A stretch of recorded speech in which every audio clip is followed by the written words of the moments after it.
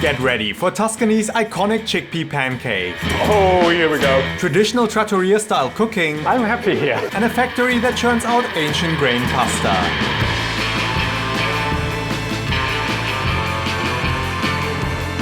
I'm back in Tuscany to taste what the land of the rolling hills has to offer. All with one mission. It's got to be traditionally plant-based. From trattorias dishing out local fare to street food that is famous across the entire country.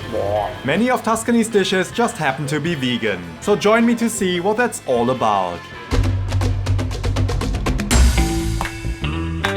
First up, I'm in Firenze, the birthplace of the Renaissance and my starting point for the traditional flavors of Tuscany. So we arrived at Da Cammillo, and this place first opened its doors in 1945. Here in Firenze it's known as an absolute institution, and I'm super lucky because they show us how to make ribollita. Let's check it out.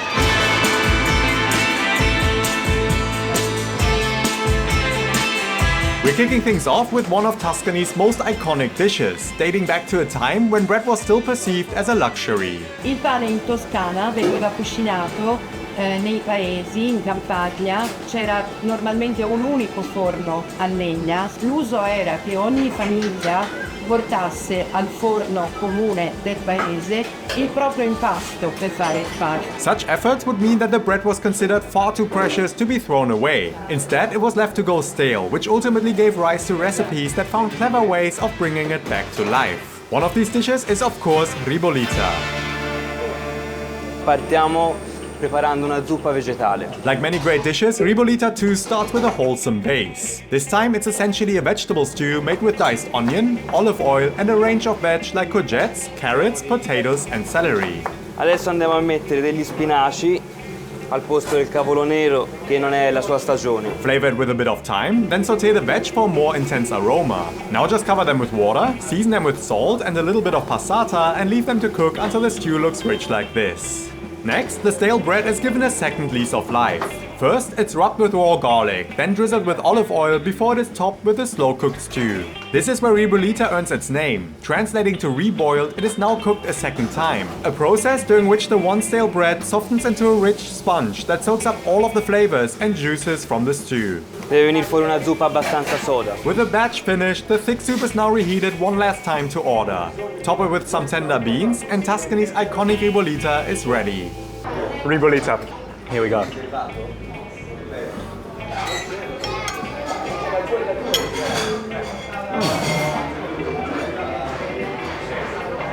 Honestly, Italians have just figured it out.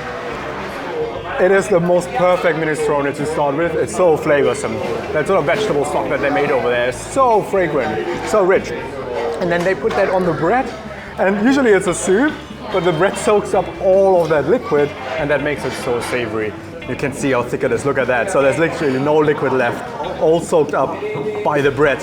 And you're eating it with a fork, because it's so thick. And together with the beans, which are cooked separately and also perfectly cooked, it's just such a delicious meal, and it's super healthy, super nutritious. So from a plant-based perspective, this is the ultimate vegan food. But if you think ribollita is the only plant-based option on the menu, you're in for a surprise. At a Tuscan trattoria like this, you will find side dishes like fried courgette flowers, perfectly cooked beans and chickpeas served with new seasoned olive oil, sautéed greens flavored with chili and garlic, or even a combination of the two. For dessert, there will be fresh fruit elevated with nothing but a squeeze of lemon juice and a sprinkle of sugar. And then of course, caffè. And I have to say, I usually drink the espresso black, but also, as a dessert, a little bit of sugar makes it pretty sweet and delicious. So we had an amazing meal here at Trattoria Cammillo, and people come in with a smile, people leave with a smile. I'm happy here. Okay, I've left Firenze now, and I'm sort of in the middle of nowhere. Around here, I'm supposed to meet somebody to show me how they turn tomatoes into passata. This popular tomato sauce is a staple ingredient in many kitchens. To learn how it's made, I visited the slow food organization Agricola Calafata. In charge of the passata are Marinella, Chiara and Yvonne, who took me under their wings to teach me the tricks of the trade. When it comes to crafting the perfect passata, one thing is non-negotiable. An abundance, and I mean a serious abundance, of tomatoes. Here at Agricola Calafata, they take this principle to heart, sourcing not one, not two, but 4 distinct varieties. But the journey from tomato to jar is far from straightforward. First, bucket upon bucket of the ruby red gems are given a thorough bath, before they are halved and trimmed. Then comes the blanching. A brief 1-minute dip in simmering water is just enough to coax the skin away from the tender flesh. After draining the cooking water, it's time to extract all of the juices, a process that is repeated a mind-boggling 7 to 8 times per batch. E la passo fino a che non rimane più una goccia che esce. Then science comes to play. In order to determine how long the extracted juices need to cook, Chiara measures the pH and sugar levels. By reducing the water content in the juices, the natural acidity and sweetness of the tomatoes becomes more concentrated, thereby making the passata shell stable without the need for added stabilizers or preservatives. Just the sole magic of the natural fruit. Once the passata is filled into jars, they disappear one last time to be sealed before it's finally ready to taste. Okay, so the passata is ready. First test. So no sugar added. It tastes sweet, but also a little bit tangy from the tomatoes. That is delicious. This is the secret, honestly. This is such an umami kick to anything you cook. Wonderful. We've seen how they make passata, but now we're actually going a step back because they told me about a slow food tomato producer that I should visit. So I'm on my way there now to see how they grow their tomatoes. With tomatoes playing a key role in so many Italian foods, I wanted to find out how they are actually grown. For that, agriculturist Federico is showing me around his biodynamic farm in the heart of Tuscany. From planting the new crop to explaining the use of a greenhouse, this is how one of Italy's most prized fruits comes to life. First up, I joined Federico on the field to see how the new tomatoes are planted for the season ahead. After digging a grove, the seedlings are placed in the soil, keeping a comfortable distance between them that is measured by experience rather than precision. Gli agricoltori veri usano 1 metro e le mettono tutte uguali, noi si fa a occhio. After tucking them into the soil, the plants are ready to grow, and they will already bear their first fruit in just a few months. Siamo ai primi di luglio, è l'ultimo momento in cui piantiamo i pomodori per poterli poi raccogliere nella seconda metà di settembre. But in the meantime, the demand for tomatoes is still high. That's why Federico is also growing the plants in a greenhouse nearby, which allows him to imitate the temperatures and growing conditions of 1 month ahead. Qui coltiviamo pomodoro col metodo biodinamico, senza prodotti chimici che vengono spruzzati sulle foglie e sui frutti. In order to cultivate tomatoes without any chemicals, Federico relies on cover crops. These are essentially weeds that grow in between the plants to help retain water, work as natural pesticides, and act as a source of shade to cool down the soil. It's a system that doesn't only keep the plants happy, but also impacts the flavor of the tomatoes. Questo è perfetto! Questo è il canestrino perfetto! That's what a tomato should taste like, wow. Not like a vegetable, it tastes like a fruit, yeah. Una frutta. È un frutto. I'm super excited about this next stop because no matter who I spoke to, whenever I mentioned Torta di Ceci, which is a sort of pancake made out of chickpeas, they said you have to go to Livorno to Da Gagarin. And that's exactly where I'm heading now. I'm in Livorno and I'm gonna see how they make it.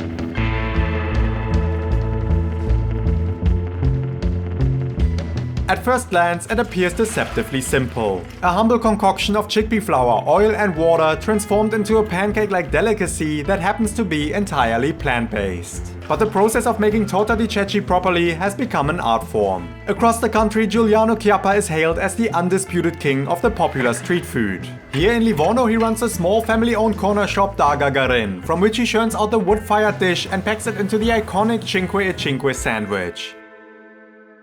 After lighting the oven, Giuliano prepares the first batch of Torta di Ceci. First, the chickpea flour is weighed out the proper way, using an antique handheld scale. Mezzo, 1, 1,5, 2, 2,5. It is then added to plenty of water and seasoned with nothing but salt before he reaches for the whisk.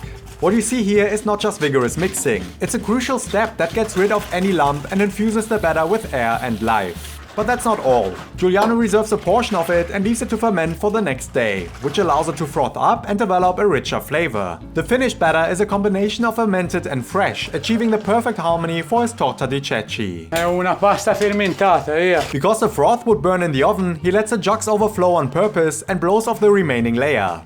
After greasing the trays and adding some of the oil to the batter, it is spread out and sent into the blasting inferno. And here the magic happens. The furious flames that slowly devour the wood turn the liquid chickpea batter into a dancing spectacle until it caramelizes into a golden, slightly charred pancake.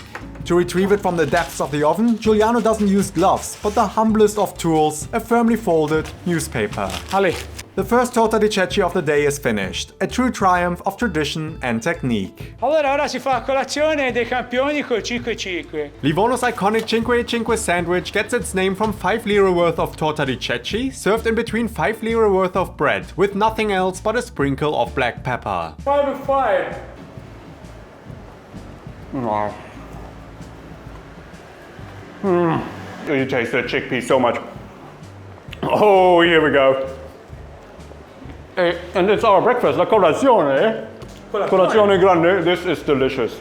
That is Tuscan street food. The price might not be accurate anymore today, but the sandwich still holds a beloved place in the local food culture, especially when it is served alongside a cold glass of the traditional soft drink Spuma Bionda. Salute. Cin cin. Chin chin. And that's a cold drink. Lightly sweetened. Wow. For a slightly different version of the sandwich, Giuliano also adds some flavored aubergine slices and tops it with a mandatory dusting of black pepper. La torta senza pepe è come un fiore senza profumo, diceva il padre. And that is your 5 con melanzane, so with the aubergines. Wow. Oh, that is a lot of garlic. That is a lot of garlic on the aubergine. The spiciness of the garlic and chili and the herbs, they actually add a really nice sort of contrast to the rest of the sandwich. So they add a bit of freshness, which is maybe the only thing that's missing usually. Absolutely delicious. I'm in Italy, and to many that is synonymous with pasta, but we haven't had that much pasta so far, and that's because a lot of fresh pasta here is actually made with egg. In my last episode, I visited Lahiri, and he made a pasta shape called Pici that is actually traditionally made without egg here in Tuscany. And today, we are visiting somebody who manufactures different eggless pasta shapes, including Pici.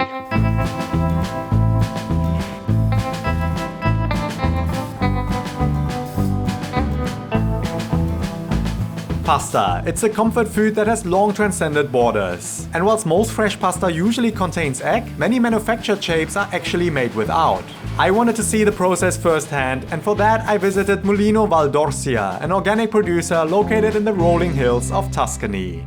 E per fare la pasta noi utilizziamo solamente 2 ingredienti, la semola di grano duro e l'acqua. The process is simple. Flour and water are fed into the machine, where it is mixed into a firm dough. From there it's already time to extrude the pasta, a step for which the owner Amadeo uses traditional bronze dies. È in bronzo perché con la trafila a bronzo la pasta viene più porosa e quindi prende meglio il condimento. With a die of choice in place, the Pici are extracted in one long, infinite stream of pasta. Nest after nest of Pici emerge from the mouth of the machine, reminding us that we can industrialize the process, yet that it relies ever more on the quality of its core ingredient. And here at Mulino Valdorsia, it's none other than an ancient grain with a proud name. Senatore Cappelli, a durum wheat that gives the pasta its rich color and an aroma that fills the entire hall.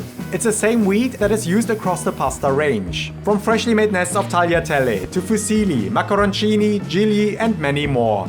After stacking the ready-shaped pasta, they are left to dry for 3 days before they are manually weighed and packaged. Our pasta is ready, yet my patience to finally taste the Pici was put to the test. Before heading for a traditional lunch, Amadeo took me out to the field to show me how they actually harvest the wheat. So we're inside the combine harvester now, and we're harvesting tenero. Tenero, grano tenero. Grano tenero, so the kind of wheat that you would use for pizza. Pizza, pane, dolci. Like a giant lawnmower, the harvester devours everything that's in its way, hoovering up the wheat and only leaving behind the stalks. But this harvester doesn't only feast on wheat, because in this field there are other plants growing in between the grano tenero. Però è molto importante il trifoglio perché fertilizza il terreno. So we've seen how they make the pasta, we've seen the fields, but Amadeo told me that they also run a restaurant called Locanda del Mulino.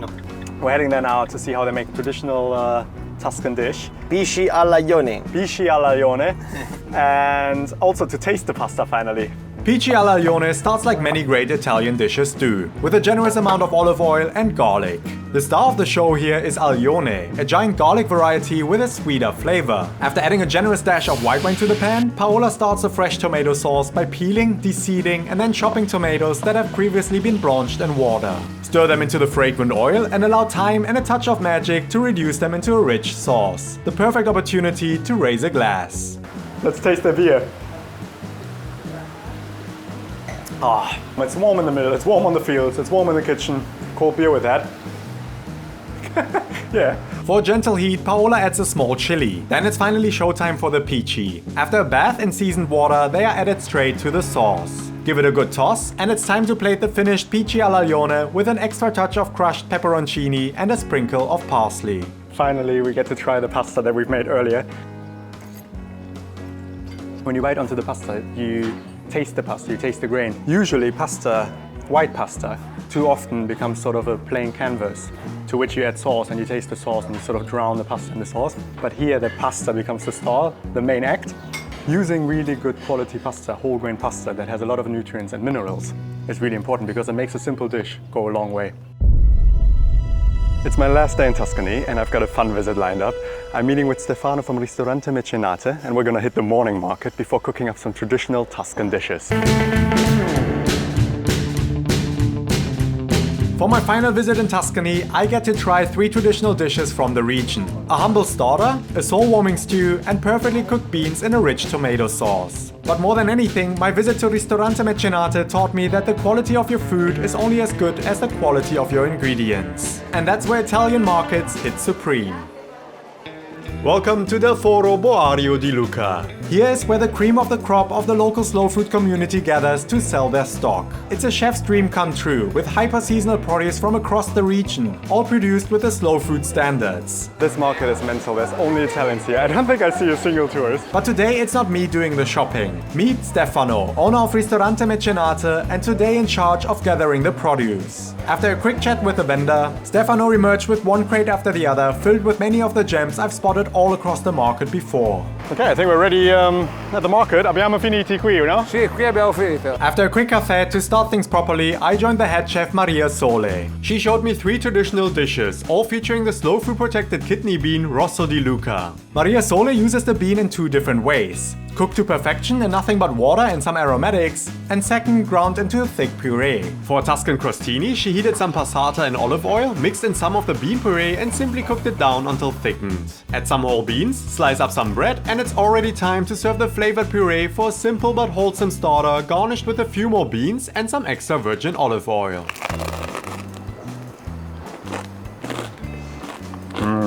What a starter, because a little bit of tomato sauce, but then this bean puree from really rich beans, that is delicious. Next up is Farinata, a hearty stew that starts with Italy's famous sofrito, a mix of onion, carrot and celery that are cooked down to release their flavor. Questo è il cavolo nero, è molto importante. After stripping the leaves into the casserole, Maria Sole also adds some crushed tomatoes and plenty of the bean puree for a creamy base. Add to that some cooked beans with their liquid, as well as a dash of water and olive oil before the tricky part of the dish begins. Ora devo essere molto brava perché non devono venire grumi. She carefully whisks in handfuls of polenta, which is essentially ground corn, until the liquid thickens into a rich stew without the sign of a single lump. E così abbiamo finito. After a final drizzle of olive oil, the farinata too was destined for the table.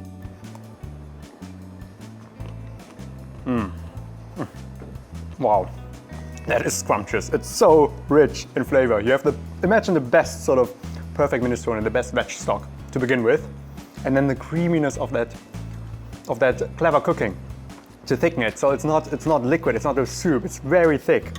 Super comforting to bite into that. Last up, a simple side dish of cooked beans. For this, the beans are simmered along with sage and garlic and seasoned with salt, olive oil and some whole pepper. In the meantime, Maria Sole makes a simple sauce of crushed tomatoes. Combine it with the beans and some oil, and your fagioli all'uccelletto are ready to be plated with a final drizzle of extra virgin olive oil.